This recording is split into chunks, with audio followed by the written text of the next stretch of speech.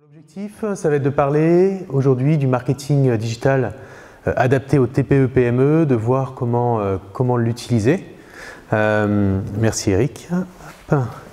En fait, pendant cette période Covid un peu particulière, tout le monde a remarqué l'importance du digital, de plus en plus en tout cas.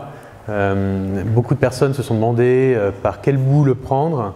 Et en réalité, le digital intervient dans énormément de pans d'une entreprise. On va le voir dans la communication, mais ça vient également dans le management, avec le télétravail qui est devenu quasi systématique dans beaucoup d'entreprises et où il a fallu passer du jour au lendemain au télétravail, donc avec des outils aussi adaptés. Et puis on le voit également sur toute la partie commerciale, avec des logiciels d'automatisation, des contacts d'email, les CRM, etc. Aujourd'hui, on va se concentrer plutôt sur la partie web marketing et donc plutôt le côté tourné vers l'extérieur. Et je vais essayer de voir avec vous comment déjà mieux réfléchir votre web marketing dans vos entreprises et vous poser les bonnes questions pour vous aider à progresser. Alors, l'objectif, ce n'est pas forcément de faire un monologue. N'hésitez pas à me couper à tout moment si vous avez des questions. Plus ce sera interactif et plus ce sera concret pour chacun. J'en profite juste pour me présenter rapidement. Je m'appelle Alexandre Miguet, je suis fondateur d'une société qui s'appelle Insaniam. On est une société bretonne avec une filiale en Grande-Bretagne et on a aussi une activité média via une seconde filiale, mais avec l'ADN du digital en nous. Donc on essaye d'accompagner les entreprises sur tous ces pans que je viens d'énumérer avant. Alors, pour commencer, quand on parle de stratégie de web marketing, il y a la première question à se poser, c'est quel est mon objectif? Pourquoi je vais être sur Internet et pourquoi je vais communiquer sur Internet? Est-ce que vous avez une idée des différents objectifs possibles pour une TPE ou une PME? Faire plus de chiffre d'affaires. Alors faire du chiffre d'affaires, ouais, c'est un peu vague du coup faire du chiffre d'affaires, mais effectivement, faire du chiffre d'affaires, ça peut regrouper plein de choses derrière. Oui. Attirer des clients. Alors, attirer des clients, ouais, on commence déjà un peu. C'est une vitrine des produits proposés. Alors, il y a l'image de marque, il y a la partie vitrine, pure. Effectivement, je peux décider de faire une campagne sur Internet, être visible sur Internet pour améliorer mon image de marque, faire une belle vitrine. Ça, c'est un premier objectif. La notoriété. Effectivement, la notoriété. Je veux asseoir une notoriété, communiquer sur un état d'esprit. Par exemple, si vous êtes partenaire de Mère Entreprendre, vous pouvez communiquer dessus. Ça véhicule certaines valeurs et des valeurs liées à la notoriété de l'entreprise en tout cas. Ça joue, effectivement. Donc il y a ces deux éléments. Est-ce que vous en voyez d'autres? Donc on a dit avoir des clients, enfin augmenter le chiffre d'affaires. Est-ce qu'on peut préciser un peu là-dessus? Ça permet aussi de moderniser l'image et du coup de donner envie. Oui, ça permet de moderniser l'image. Là, on est toujours dans les notions d'image. Si on essaye d'être dans des trucs un peu plus pragmatiques, concrètes, imaginons j'ai un site de e-commerce, l'idée c'est de convertir et vendre.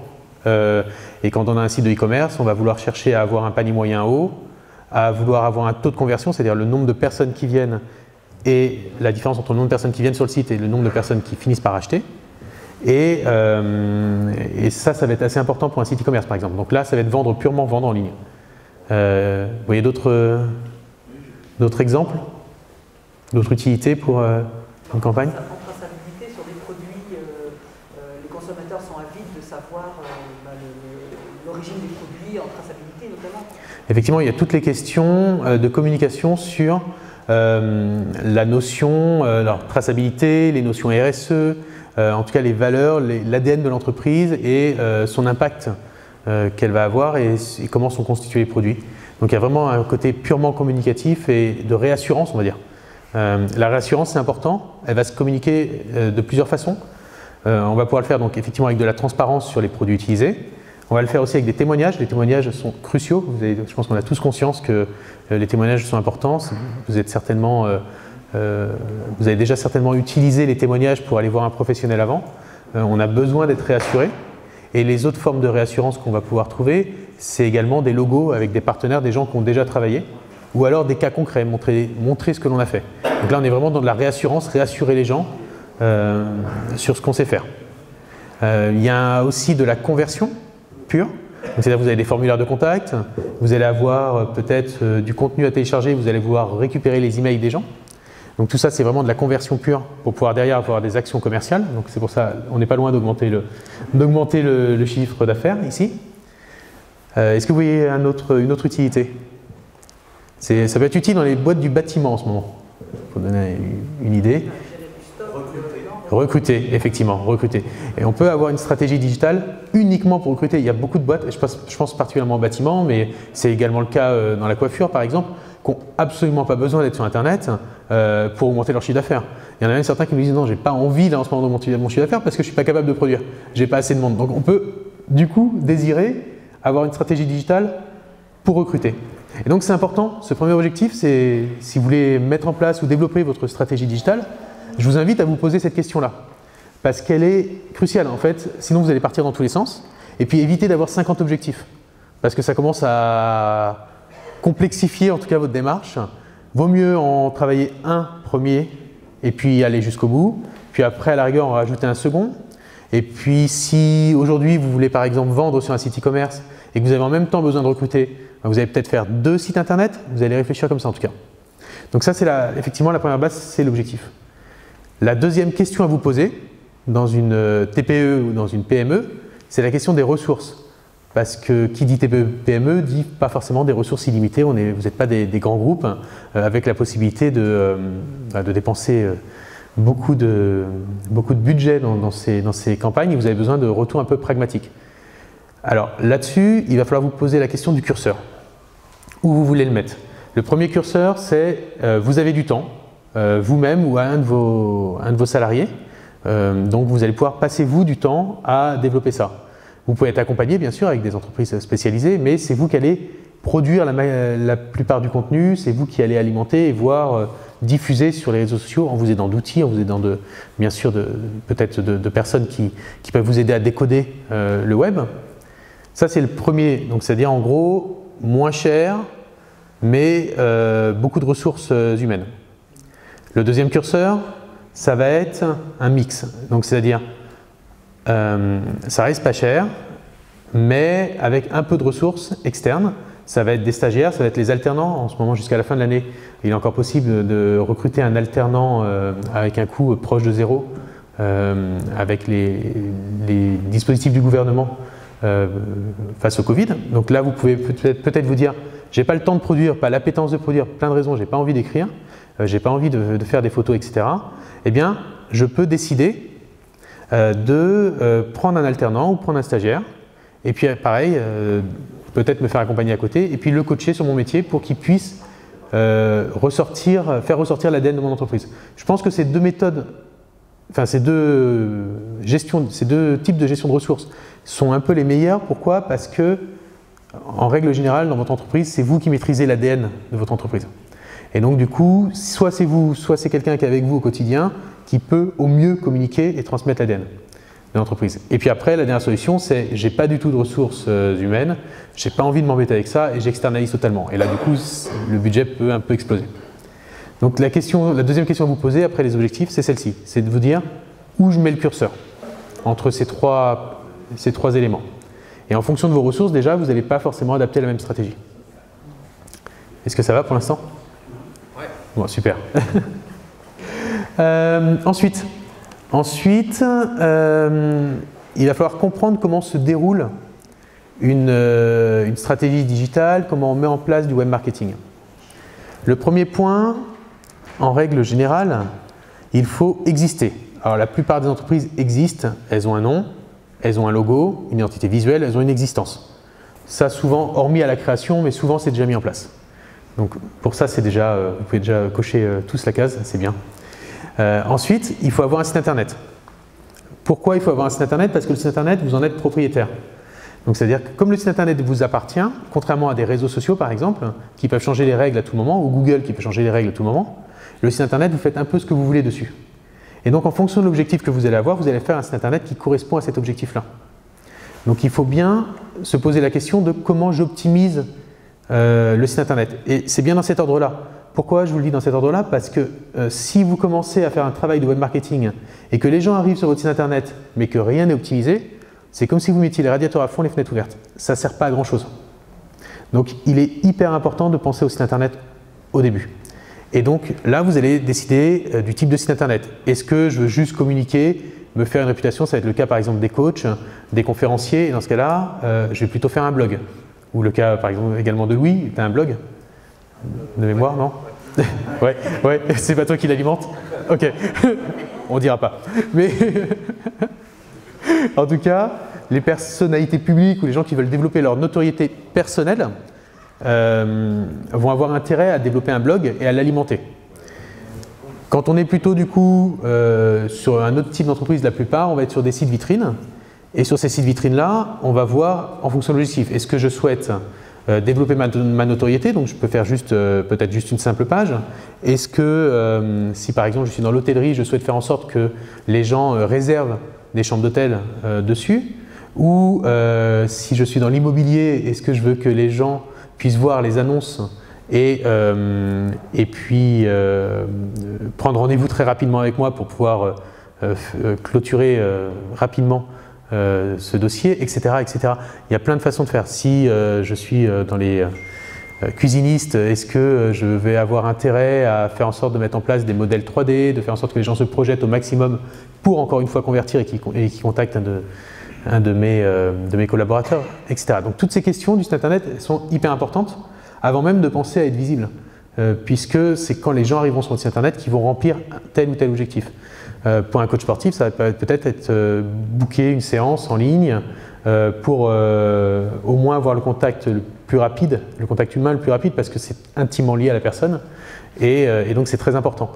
L'idée, c'est de faire en sorte de raccourcir au maximum le temps numérique et le temps humain pour qu'on puisse basculer le plus rapidement dans la relation humaine, mais que les gens arrivent aussi à se projeter et à comprendre un peu l'état d'esprit de l'entreprise. Donc ce site internet, il est crucial, indispensable. Oui. Mais alors, sur la question du site internet et des éventuels arbitrages budgétaires qu'on doit faire sur la stratégie internet dans nos petites boîtes, si par exemple on prend le cas d'un marchand de voitures, si on prend le cas d'un agent immobilier, si on prend le cas de quelqu'un qui a un lieu de mariage à commercialiser, si on prend tous ces exemples-là, est-ce qu'aujourd'hui il est plus pertinent de mettre du budget sur son propre site internet, ou est-ce qu'il n'est pas plus pertinent de mettre du budget pour être le plus visible possible sur les énormes plateformes qui existent, vendeurs de voitures, je pense Le Bon Coin, ouais. Vendeurs de lieux de mariage, mariage.net, agent immobilier, Le Bon Coin. Aujourd'hui, ces plateformes, loueurs de bateaux, on est en plein dedans, Samboat ou Click and Boat, ces plateformes, elles sont tellement puissantes, elles drainent tellement de monde qu'aujourd'hui, moi, je me pose la question de savoir si il faut vraiment que je développe un site internet conséquent, ou est-ce que juste une page pour quand même exister sur internet suffit et que j'ai pas plutôt intérêt à acheter du référencement sur ces plateformes qui sont énormes. Alors, ça peut être une réflexion de temps. C'est-à-dire qu'on peut se dire, au début, d'un point de vue économique, où va être le retour sur investissement le plus rapide? Si tu estimes que par exemple ça va être sur Le Bon Coin, sur des supports tiers, dans ce cas-là, effectivement, tu as peut-être intérêt à, dans un premier temps, investir là-dessus et à faire un site plutôt avec l'objectif image de marque, uniquement, comme tu viens de dire. Et ensuite, dans un second temps, une fois que tu as un peu de revenus qui rentrent, tu vas pouvoir te payer ton indépendance, entre guillemets, parce que c'est de ça qu'il est question. Si demain, le site mariage.net décide de changer les règles et de passer leur commission de 10 à 20%, bah, tes pieds et mains liés. C'est ce qui s'est passé avec Booking, où il y a eu beaucoup de procès avec les hôtels, et c'était très, très complexe. En fait, dès que tu es dépendant d'une grosse plateforme, derrière, tu es fragile, en tout cas, et vulnérable. Genre la marketplace d'Amazon aussi, par exemple. Par exemple, la marketplace d'Amazon, oui, tu es vulnérable. Par exemple, tu vois, avec les marketplaces d'Amazon, pour donner un exemple, tu peux très bien faire un site e-commerce aujourd'hui, et faire en sorte que ce site e-commerce soit connecté à la plateforme Amazon, mais également à la Redoute, à la Fnac, à 50 plateformes. Là où tu es fort, du coup, c'est là. C'est si tu as, toi, ton site internet qui est indépendant et qui s'auto-connecte ou qui se connecte aux autres, là, c'est là où tu es fort. Maintenant, quand on est une TPE-PME et qu'il faut gérer ses ressources, on peut le faire en deux temps. Premier temps, un site vitrine simple qui fait l'image de marque. On utilise ces plateformes pour générer du cash. Et on réinvestit derrière dans un site un peu plus puissant pour gagner et payer son indépendance. C'est plutôt ça la bonne stratégie à mes yeux. J'espère que ça répond. Ouais. Super.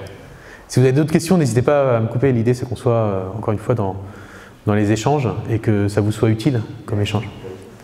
Vous avez vu, il n'y a aucun PowerPoint, je n'ai pas préparé grand-chose, je suis plutôt dans les échanges et la discussion. Donc voilà en tout cas sur la partie présence. Mais une fois qu'on est présent sur Internet, il est effectivement important d'être visible. Alors, est-ce que vous savez comment on peut être visible sur Internet? Est-ce que vous avez une idée? Par quel moyen? L'achat de mots-clés. Alors, effectivement, la publicité du coup, l'achat. Ouais. Donc publicité, elle peut être via Google, mais elle peut être également via certaines plateformes qu'on a citées avant, et également sur les réseaux sociaux. Donc ça, c'est tout ce qui est publicitaire, on va dire, on paye. La publicité, ça va également sur ce qu'on appelle le retargeting, c'est-à-dire le reciblage publicitaire. Quelqu'un vient sur mon site internet, et après, sur tous les sites où il va quasiment, il voit la publicité de mon agence immobilière qui lui fait repenser à moi, puis au bout d'un moment, pendant une semaine, il finit par craquer et revenir. Sponsoriser des bateaux. Sponsoriser des bateaux. Allez-y. Sponsoriser des bateaux ou autre chose, parce que du coup, c'est plus de la publicité, ça fait de la présence média, de la présence réseaux sociaux, avec une qualité d'image et un impact d'image différent de celui de la pub. Oui, tout à fait. Bah, ça reste de la publicité dans le sens, mais c'est une publicité un peu très ciblée. C'est un peu comme si tu rentres dans un magasin quelconque, et quand tu rentres chez toi, tu vas chez Ikea par exemple, tu rentres chez toi, tu vois sur ton miroir, tiens, au fait, tu as été chez Ikea, tiens, tu sais, cette lampe a été géniale, tu l'as aimée. Et puis, on est dans cette logique-là, ouais. On est dans cette logique-là. Est-ce que vous pouvez nous faire la distinction entre ce qu'on appelle le référencement payant, oui. Voilà, je paye pour pouvoir assurer des flux, et le référencement naturel? Moi, ça m'a. Enfin, voilà, bien sûr. Quels sont les critères? Comment ça fonctionne? Super, oui. Je vais y venir juste après, du coup. Et, la deuxième solution, vous l'avez donnée. Le deuxième aspect pour être visible, c'est le référencement naturel. Donc, publicité, référencement naturel. Et le troisième, ce sont les réseaux sociaux. Ce sont à peu près les 3 méthodes pour être visible sur Internet. Et encore une fois, on n'est pas obligé de travailler tout en même temps. Et dans les réseaux sociaux, on va avoir la notion de communauté web. Donc on va entretenir une communauté, on va faire en sorte de lui donner beaucoup de contenu, beaucoup d'importance pour qu'elle soit un peu ambassadrice après et qu'elle me recommande. Il y a cette notion-là. Alors je vais vous expliquer ça. Par exemple, si je tape on va rester dans le thème du mariage. Hop. Ça c'est avec Pierre.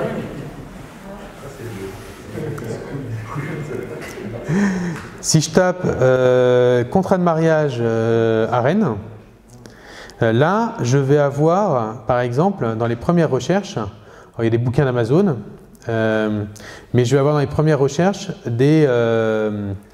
un référencement d'un de nos clients qui est à Rennes, et on voit du coup qu'il est bien positionné sur ce mot-clé là. Ça c'est naturel, c'est-à-dire qu'en fait il a écrit du contenu. Il a écrit du contenu autour de ce que les gens recherchaient. Les gens se posent des questions sur les contrats de mariage, comment avoir un contrat de mariage. Ils se posent la question du prix, en règle générale, et des différents types de contrats de mariage. Quand on va dessus, il y a du contenu qui a été rédigé. Donc en fait, là, notre client n'a pas payé. Hop là. Alors je ne sais pas pourquoi je suis arrivé sur Amazon.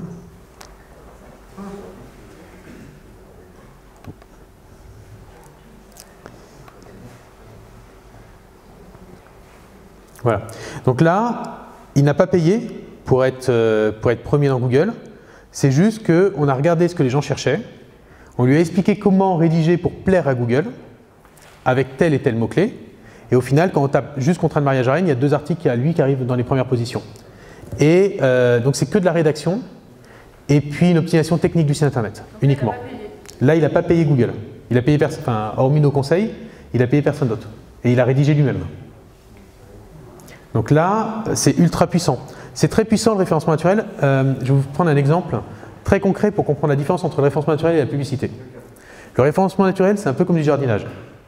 Je vais labourer le terrain. Là, c'est la partie technique. Je laboure le terrain. Là, vous en occupez pas trop, vous demandez à un prestataire de le faire. Ensuite, j'ai planté des graines. Donc là, je commence à rédiger mes articles. J'en ai plusieurs. J'en ai plein de graines dans mon jardin. Puis j'attends que ça pousse. Et je mets un tuteur pour un peu orienter les choses. Donc j'améliore mon contenu avec le temps. Et puis après, j'arrose bien et je vais faire des liens, des échanges avec d'autres sites internet pour bien arroser, pour faire en sorte que ça pousse bien. Ça prend un temps fou de faire un beau jardin. Je ne sais pas s'il y en a qui ont la main verte ici et qui ont la patience d'entretenir leur jardin. Oui, il y en a une.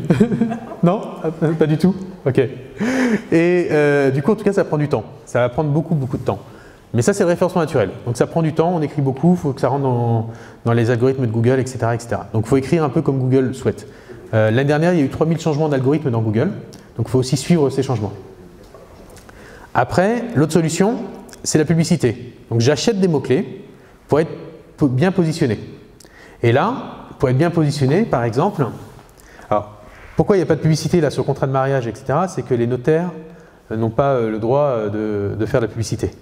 Mais les notaires ont le droit de faire du référencement naturel puisqu'ils ne payent pas. On a plusieurs clients notaires, donc du coup c'est des questions auxquelles on s'est arraché les cheveux à de nombreuses reprises. Et comment tu détermines ce qu'un notaire doit écrire comme mot pour que ça aide le référencement? Alors nous on a des outils qui nous permettent de savoir ce que les gens cherchent. Donc après tu as tout un tas de techniques. Oui. Alors par rapport à deux choses, aux objectifs du notaire. Typiquement, je pense qu'il n'y a pas beaucoup de notaires qui vont vouloir travailler la partie testament, parce que ça ne rapporte pas beaucoup. Par contre, la partie, il faut être honnête, la partie immobilier par exemple, bah là, la cible de madame à 70 ans a perdu son mari et doit gérer un patrimoine immobilier, ça peut peut-être être plus intéressant. Ou alors la cible d'affaires. Bref. Donc du coup, on va aussi se poser la question de ce qui est rentable pour le notaire. On ne va pas lui faire travailler tous les mots-clés de testament parce que bon, ce n'est pas sa priorité, on va dire. Par exemple. Donc voilà la logique. Sur les chaussettes. Je ne sais pas si Eric a un bloqueur de publicité, je vais me méfier, mais on voit qu'on a des... normalement, il y a des publicités qui s'affichent au-dessus. C'est pour ça que je me demande si Eric avait mis un bloqueur de publicité. Et là, il y a des publicités aussi. Ici, tout ça, c'est payé. C'est payant. Donc en fait, on a de la publicité sur le côté, on a de la publicité en haut, qui sont symbolisées par le mot annonce.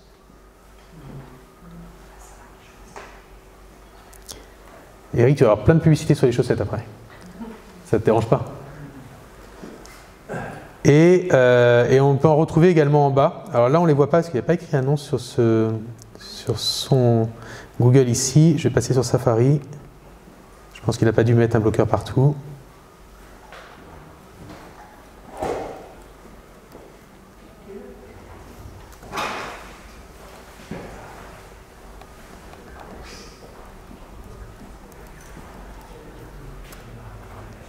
Voilà.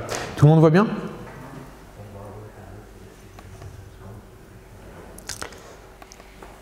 Donc ici, là on voit mieux, il n'y a pas de bloqueur de publicité. Vous voyez où il y a écrit annonce? Ici, c'est des gens qui ont payé le mot-clé chaussettes. Autant vous dire qu'ils ont payé très cher, parce que chaussettes, c'est un mot-clé très concurrentiel. Par contre, ici, en dessous d'annonce, là, Zalando, c'est du référencement naturel. Donc Zalando, ici, n'a pas payé Google, et par contre, ils ont payé une bonne équipe en interne pour rédiger et pour optimiser leur référencement naturel. Idem pour l'archiduchesse. Ils n'ont pas payé, c'est gratuit. Par contre, ils ont payé sur le côté dans Google Shopping, pour être ici, qui renvoie sur leur site e-commerce pour pouvoir convertir et acheter. Donc voilà la différence entre les deux. Et si je reprends l'exemple du jardinage, la publicité c'est ultra rapide. Vous appelez Google, il arrive, il a la pelouse, il déroule la pelouse, il plante les plantes direct, vous avez tout de suite un beau jardin en quelques jours. Par contre, vous arrêtez de payer, bon, il repart avec sa pelouse et il repart avec ses plantes, c'est une location. Et les mots-clés, c'est un peu ça. La publicité, c'est un peu ça. Alors que le référencement naturel, au moins, si vous avez un coup de mou et que vous arrêtez de rédiger, avant que ça tombe, ça met du temps.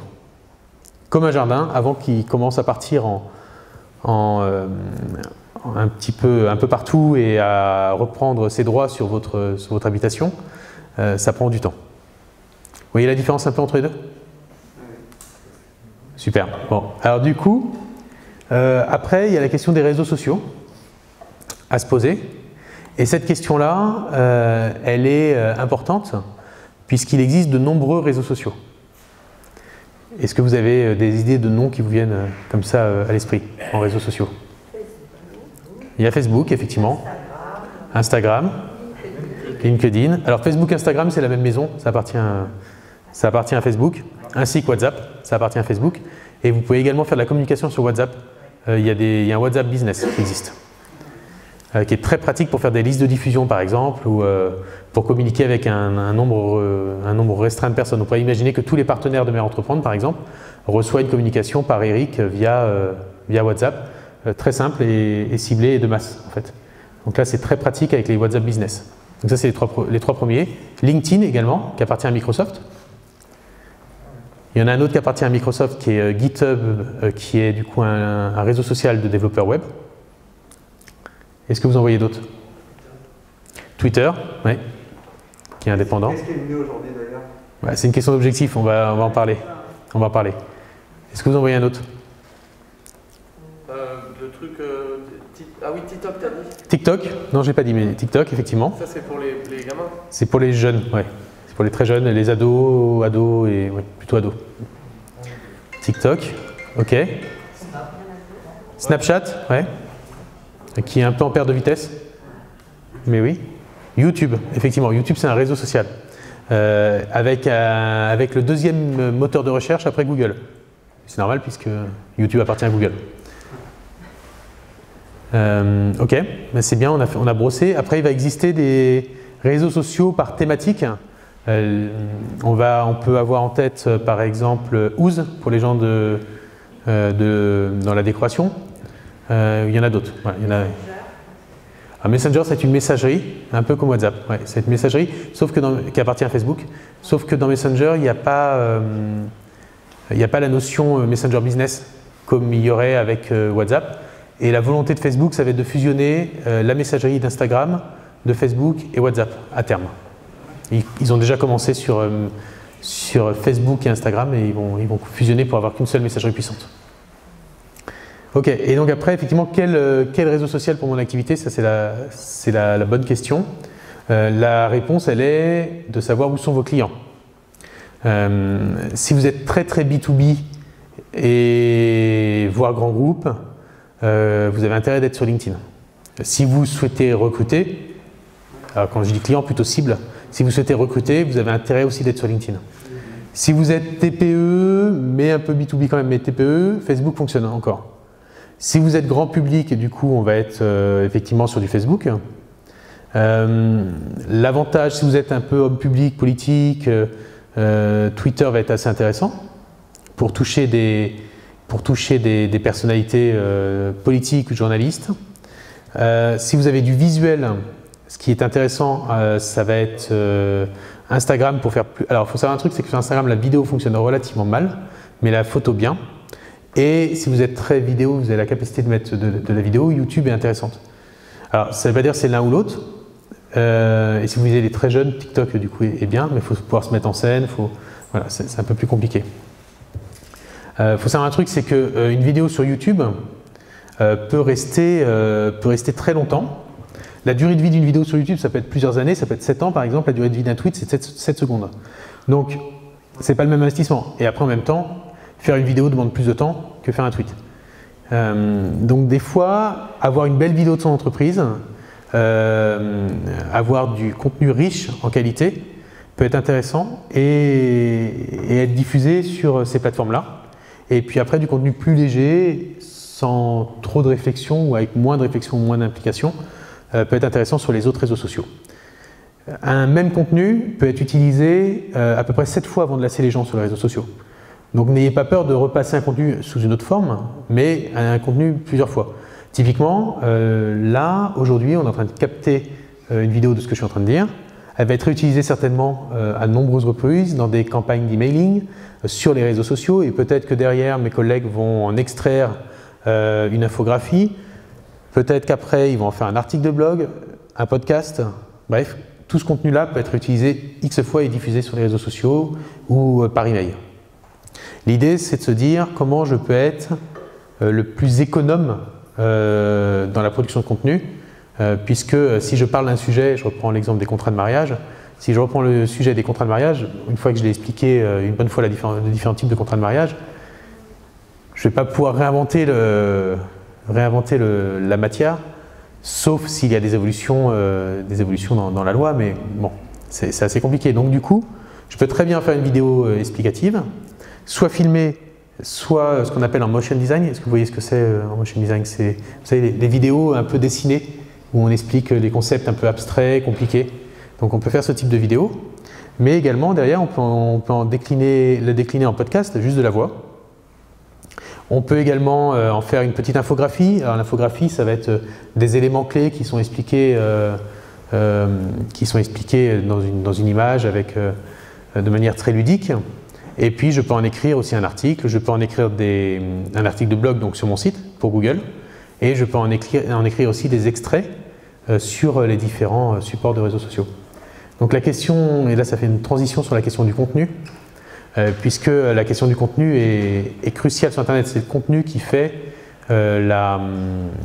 va faire l'efficacité. Plus vous allez produire de contenu, et plus vous allez être visible, puisque en fait, pour vous donner une idée de l'évolution un peu d'Internet et de l'évolution de la communication, il fut un temps où il n'y avait pas Internet. Ça existait. Et avant Internet, la communication, en règle générale, des entreprises était très descendante. Je diffusais à la radio, à la télé, dans la presse, sur des flyers. Je donnais une information et la personne la recevait. Voilà, c'était tout. Puis il y a eu Internet. Alors, au début, c'était un peu cet esprit-là, un peu cet esprit centralisé, et on redescend l'information. Et très vite, il y a eu les réseaux sociaux. Et du coup, le consommateur a pu aller interpeller les marques. La SNCF, tiens, mon train est en retard, etc. Ou autre. Et donc là, on est rentré dans une culture du dialogue avec les réseaux sociaux. Et ça a mis les entreprises parfois dans un jeu d'égalité, même les très grosses entreprises. Je prends l'exemple par exemple d'H&M, qui avait eu l'excellente idée de faire un petit pyjama, très sympa, avec des rayures et une étoile de shérif là. Ça ressemblait énormément à des pyjamas de la Seconde Guerre mondiale dans les camps de concentration, et ça a fait un bad buzz sur Internet. Et du coup, les internautes, les consommateurs, ont fait plier la marque et lui ont fait retirer ce modèle des magasins. Avant Internet, ça aurait été impossible. Au même titre que la force des hashtags, on le voit avec MeToo, avec tout un tas de hashtags qui font que les hashtags, ce sont des thématiques utilisées symbolisées par le symbole dièse. Et donc on a quand même un jeu de pouvoir qui est rééquilibré. Ça, c'était avant. Aujourd'hui, on est arrivé à un autre stade. Un stade où en fait, chacun peut être son propre média. On le voit avec la notion d'influenceur, je ne sais pas si c'est quelque chose qui vous est familier. Mais chacun a la capacité de communiquer sur un sujet qu'il passionne, sur soi-même, et a la capacité d'avoir accès à la production de contenu et à attirer autour de lui des communautés. Et aujourd'hui, c'est presque ce que doivent faire les marques ou les entreprises. C'est produire du contenu et être son propre média pour attirer et fédérer sa communauté de clients, sa communauté de salariés éventuellement ou de potentiels salariés pour pouvoir plus facilement recruter demain. Et donc il faut avoir cette réflexion aussi dans votre stratégie numérique et de web marketing, de se dire comment je peux fédérer autour de moi cette communauté pour derrière développer mon activité. Alors ça peut être aussi une communauté qui va m'aider à faire en sorte que mes produits soient plus performants, plus éco-responsables, etc. Ils vont pouvoir tester les choses et me faire des retours. Donc en fait, en tout cas, il faut s'imaginer comme étant un média, de plus en plus. Alors ça ne veut pas dire produire autant d'articles que Le Monde ou Ouest France, mais ça veut dire produire un peu de contenu de temps en temps, sous différentes formes, et diffuser ces contenus. Et pour terminer, je vous recommande d'utiliser les emails, les newsletters avec les personnes qui veulent en recevoir. Il y a toutes les notions de RGPD derrière. Et les personnes qui veulent en recevoir pour pouvoir communiquer sur vos actualités et pour que les gens continuent à penser à vous également, puisque ça peut déclencher aussi des achats, ça peut déclencher tout un tas de choses. Est-ce que ça va? C'est pas assommé? Est-ce que vous avez des questions? Moi j'en ai une. Oui.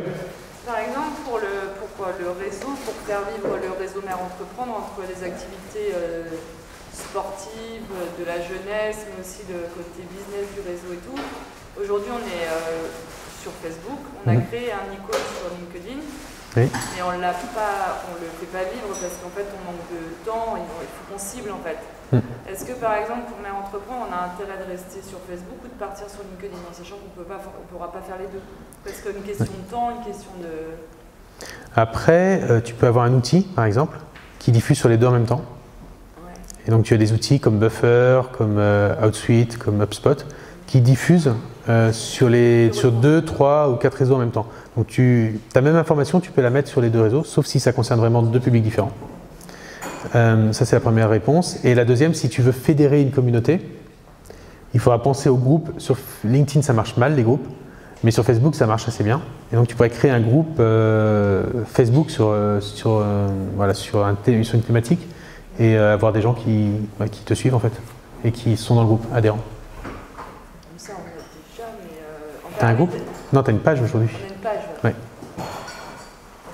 Et donc derrière, tu peux avoir un groupe. Un groupe, c'est plus fédérateur, puisque du coup, presque ça s'auto-alimente. Tu peux avoir un groupe plutôt sur une thématique, et donc les gens vont chercher à se donner des conseils et à vous rejoindre pour ça. C'est moins commercial, mais pour autant, comme vous l'administrez, les gens voient votre activité en ricochet. Okay. Et donc là, c'est un peu plus efficace. Voilà. Quand on fait une apparition sur Facebook, Instagram, Twitter, forcément, ça va permettre au référencement naturel de monter? Ça n'a pas d'impact. Ça n'a pas d'impact. Il n'y a pas de lien entre les deux? Non. Non, très peu en tout cas. Enfin, très peu. C'est pas lié. Est-ce que vous pouvez nous parler de l'importance des avis clients sur Google? Oui, alors c'est ce que j'en ai parlé tout à l'heure. Les avis, ça permet de réassurer les gens. Donc, alors c'est pas que sur Google, hein. Les avis, ils sont à la fois sur Google, ils sont sur Facebook, ils sont sur LinkedIn aussi. On peut avoir un avis sur le profil d'une personne. Ils peuvent être également sur TripAdvisor, bref, sur mariage.net, sur plein de supports. Sur les avis, déjà, il est important de ne jamais en supprimer ou de jamais chercher à les supprimer, sauf mauvaise foi flagrante ou autre. Vous pouvez essayer, mais je pars toujours du principe que l'avis, vaut mieux avoir une réponse constructive. Donc il faut toujours répondre aux avis. Des fois même, pas toujours, mais il faut répondre aux avis en tout cas négatifs et parfois même aux positifs pour pouvoir valoriser les gens qui laissent des avis. Ça, c'est important. Sur la réponse, il est important d'avoir une réponse argumentée. Toujours. Je prends l'exemple, j'avais un client qui avait un restaurant, ils étaient kurdes et ils parlaient relativement mal français. Mais ils avaient le mérite d'avoir entrepris en France et d'avoir fait de la restauration. Ils ont reçu un avis sur TripAdvisor qui disait nourriture infâme, steak surgelé et en plus il y a des fautes d'orthographe sur la carte. Faute d'orthographe avec un S à orthographe. Du coup, bon, la réponse était facile là. Du coup, la réponse a été simple, c'était de dire de manière très transparente: toute la viande vient d'une boucherie, on a les factures à votre disposition au restaurant, ce qui était vrai. Et en plus, effectivement, nous sommes kurdes et ne maîtrisons pas parfaitement la langue française. Et on voit que même pour des Français d'origine, ce n'est pas toujours très simple, puisque vous venez d'ajouter un S à orthographe. Voilà. Et donc, on peut le faire avec un peu d'humour, sans être trop violent, mais voilà, des exemples de réponses à faire. Après, il est aussi important de communiquer.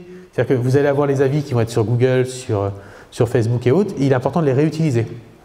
Nous, ce que l'on fait avec les avis, on en fait des images, des illustrations, et les rediffuse dans les réseaux sociaux. Et on peut les mettre également dans les éléments clés d'un site internet. Par exemple, un élément clé, c'est un élément où on va convertir. Sur la page contact, avoir quelques avis à côté, la personne hésite à vous contacter, puis elle voit meilleur notaire de toute la région, j'adore, elle a peut-être plus envie de contacter, etc. etc. Donc il faut bien les placer au bon endroit, en bas en pied de page aussi, puisque les gens peuvent à la fin, ils lisent votre présentation, puis à la fin ils voient des super avis, ils sont contents. Mais il faut qu'ils soient vérifiables, donc c'est-à-dire qu'ils soient sur Facebook, sur Google, sur des plateformes comme ça. J'espère que ça répond à la question. Oui, tout à fait. Et je peux apporter le témoignage que ces avis, c'est une forme de prescription qui aujourd'hui a un énorme impact. C'est de la prescription numérique et c'est de la e-réputation et il ne faut absolument pas la négliger. Mais avoir un avis négatif peut être en réalité positif si on répond bien à cet avis-là. il est rare qu'une entreprise ait 100% de clients satisfaits. Donc on peut répondre avec humour, on peut répondre. En tout cas, il faut répondre. Après, il y a parfois plein de mauvaise foi insupportables. Oui. Moi, je pense beaucoup à la restauration. Dans la restauration, c'est vraiment le cas dans la restauration parce que j'ai beaucoup vu dans mes clients restaurateurs.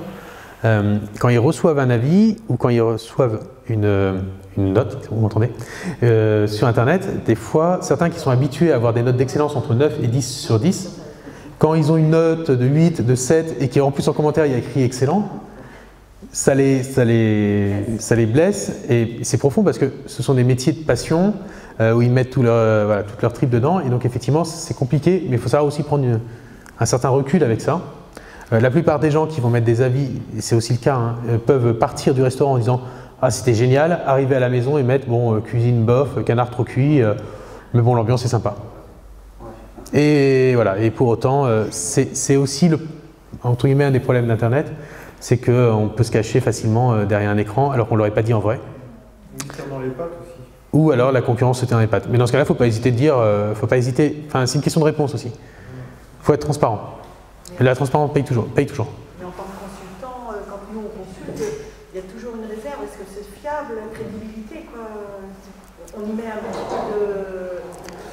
peu de doute, quoi. Alors, il faut savoir que l'achat d'avis, par exemple, ou la rédaction d'avis par d'autres est illégal.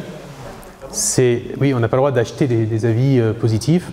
La DGCCRF sanctionne cette pratique. Après, il faut le prouver, mais c'est interdit. Et les plateformes, en règle générale, font en sorte que ce soit assez équilibré. Moi, j'ai fait un séjour où j'ai eu un avis personnellement négatif dans un Airbnb, mais sur mon personnel. J'ai appelé Airbnb, je comprends pas. Moi, j'avais mis une super note. La personne en face, pas bonne. Du coup, j'appelle Airbnb, je comprends pas. Et Airbnb a appelé la personne et en fait, elle s'était trompée. Bon.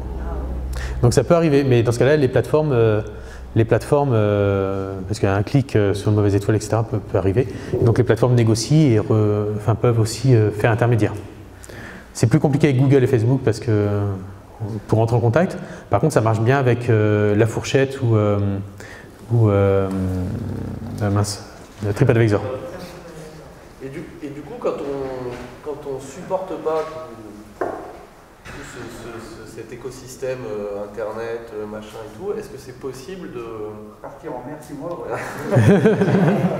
Est-ce que c'est possible d'externaliser complètement la gestion de ça C'est un budget par contre. Pour une TPE-PME, ça peut être lourd. Mais oui, c'est possible. Oui, mais parce que en fait, tout ce que tu dis, c'est que en fait, ça prend un temps fou malgré tout.